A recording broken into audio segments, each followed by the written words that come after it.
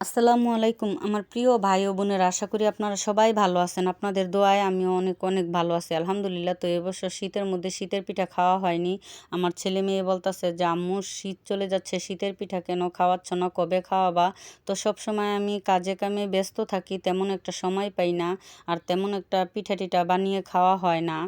তো ভাবলাম আজকে আমার ছেলে মেয়েদেরকে আমি শীতের পিঠা বানিয়ে খাওয়াবো। তো এই জায়গায় আমি 2.5 কেজি পরিমাণ দুধ নিয়েছি, আর নিয়েছি খেজুরের গুড়, আর নিয়েছি নারিকেল, সাথে নিয়েছি আতপ চাউলের গুঁড়া। তো এই জায়গায় আজকে আমি দুধ চিতই পিঠা বানাবো, চিতই পিঠা বানিয়ে দুধে ভিজাবো, আর বাপা পিঠা বানাবো। তো এই গুড়গুলা আমি আলাদাভাবে জাল করে নিব, আর দুধটা আমি আলাদাভাবে জাল করব। তো আলাদাভাবে জাল করার কারণ একই সাথে জাল করলে দেখা যায় যে দুধটা জমে গেছে, ছানা হয়ে গেছে, দেখতে তেমন ভালো দেখায় না, খারাপ দেখা যায়। তো এই তো আমি এই জায়গায় গুড়গুলা জাল করে নিয়েছি, আর পিঠার গোলাটা আমি গুলে নিয়েছি, চিতই পিঠার গোলা, আর দুধটা আমি আলাদাভাবে জাল করে নিচ্ছি। জাল করার পরে আমি গুড়ের সাথে মিক্স করে দিব। তো এই তো দেখুন দুধটা জাল হয়ে গেছে, এখন আমি গুড়ের সাথে মিক্স করে নিব। তারপর আমি চিতই পিঠা বানিয়ে এই গরম দুধে গরম গরম চিতই পিঠা ভিজাবো। তো গরম গরম চিতই পিঠাটা ভিজালে হয় কি, একদম দুধ খেয়ে পিঠাটা একদম ফুলে যায়। এই তো আমি পিঠাটা বানিয়ে নিচ্ছি এখন। তো প্রিয় ভাই বোনেরা, আপনারা হয়তো বলতে পারেন যে আপনার শখের খামার, আপনি কেন রান্নাবান্না দেখেন? তো আমি শখ করেই কিন্তু আমি রান্নাবান্নাটাও কিন্তু শখ করে আমার ভাই বোনদের সাথে শেয়ার করি। তো যে জিনিসটা আমি শখ করে করি, ওই জিনিসটাই কিন্তু আমার ভাই বোনদের সাথে শেয়ার করি।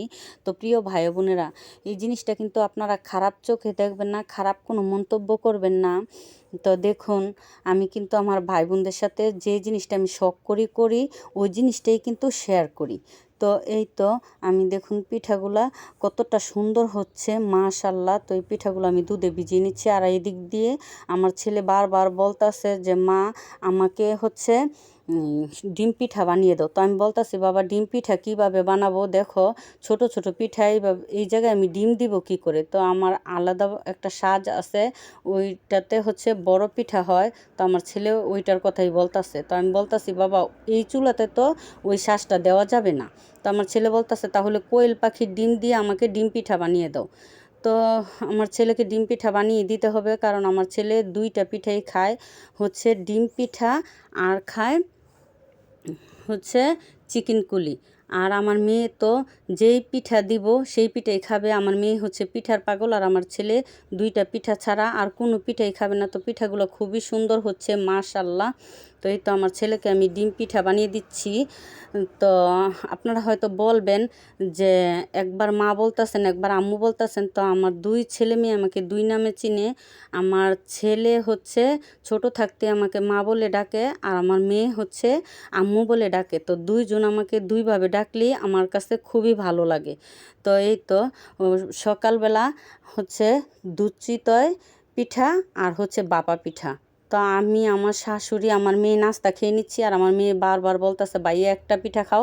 আমার ছেলে বারবার বলতেছে আমাকে চিকেন কুলি বানিয়ে দাও, তারপর খাবো, নয়তো খাবো না।